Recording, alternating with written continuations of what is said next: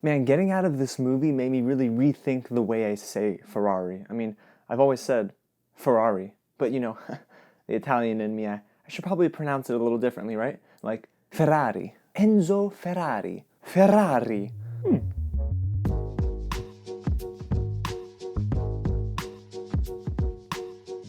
What's going on, guys? James here, and I'm gonna keep it real with you. I really was trying to pronounce Ferrari the right way. Now, before I get into why I loved this movie, if this is your first time here at the channel, welcome to Real James. Now, if you're wondering who that is, that's me. And I love talking about movies, so each and every week I drop a new video. If you haven't already, go ahead and hit the big red button below and subscribe to the channel. And to every single subscriber, I'm so thankful for you guys. We are growing. We're almost to 500. It's crazy. We just got to 400. I'm just incredibly blessed to just do this with you guys each and every week. If you enjoy everything you're hearing and seeing, go ahead and hit the like button below and share this with your friends. Also, in the comments below, let me know, Ford or Ferrari?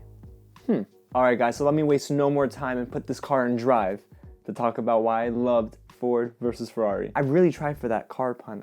I know.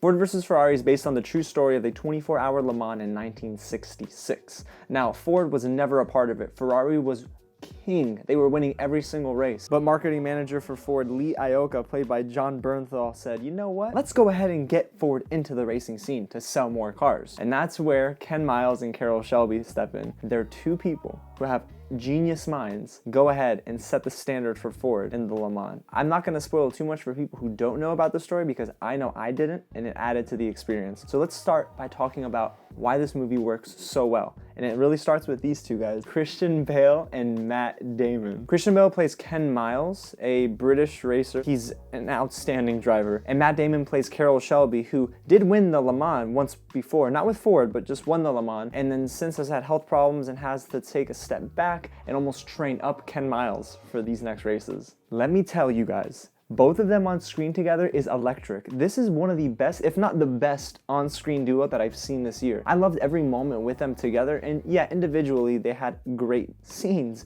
But trust me, you guys, Christian Bale and Matt Damon own their roles completely. And what I love is that each character is really different, yet so similar. So Christian Bale's character is very much a hothead, and Matt Damon is a very controlled character. He's calculated and he understands how to win. And it genuinely felt like they had a great time on set, like they did in the movie.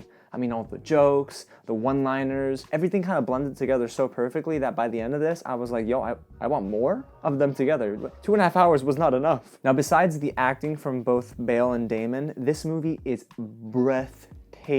If you're gonna try to wait for this on Netflix, don't do it. Go out and see this on the biggest screen possible if you can. And boy, it's a different experience. I love racing movies, okay? And this is probably the most well-shot racing film since Rush. And I don't know if you've seen Rush, but if you haven't, you should. Director James Mangold, who did Logan, which I actually didn't like. I know. Crazy. What he does here is outstanding. I mean, each racing sequence felt so smooth, all the tracking shots. When you're in the car with Christian Bale's character and you see sweat beads trickle off of his cheek, it is insane. Like, there's so much tension. Now, I wasn't gripping the end of my chair, but honestly, my heart did begin to race a little bit faster when he would come to a turn, and I'm like, dude, he's going 200 miles an hour. I mean, listen, I go 20. And none of this cinematography is made possible without Faden Papa Michael, who's aces, man. He's a great eye behind the lens. What I loved is that James Mangold allowed Christian Bale and Matt Damon to kind of express the more human side. Christian Bale spending time with his son, played by Noah Jupe, is just so heartwarming. I mean, there are so many sequences where you're like, if I really wanted to go and race and had a kid, I think I would be just like this. Also, it really helped that I learned a lot about the events surrounding this movie. I didn't know anything about the 1966 Le Mans, and I came out of this theater way more educated on something I had no clue about.